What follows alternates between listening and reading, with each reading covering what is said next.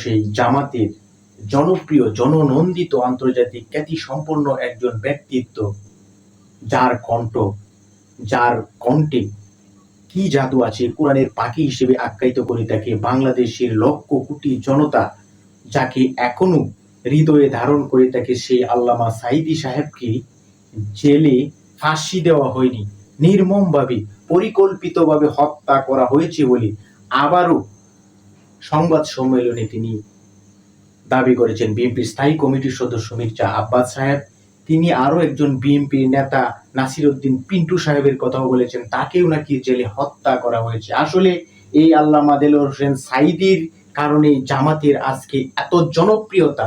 BNP জামাত দীর্ঘদিন যাবৎ তারা একসাথে লড়াই সংগ্রাম আন্দোলন করেছে। এক দলের সাথে অন্য দলের মতো পার্থক্য থাকলেও তারা কিন্তু দেশের স্বার্থে এবং ফ্যাসিস্ট বিশেষ করে হাসিনা সরকারকে পতন ঘটাতে কিন্তু একত্রিত হয়ে রাজপথে নেমেছে। তারপরে জামাত ইসলামীও যতটা তৎকালীন সরকারের আমলে নির্যাতনের শিকার হয়েছে, বিএনপিও কিন্তু কোনো অংশে কম হয়নি। দেশের স্বার্থে তারা যে কোনো ত্যাগ স্বীকার এবং দেশের স্বার্থে তারা ঐক্য সেটি প্রমাণ করার চেষ্টা করতেছে বিভিন্নভাবে। তারপরেও আলোচনা সমালোচনা রাজনীতিতে শেষ কথা বলতে কিন্তু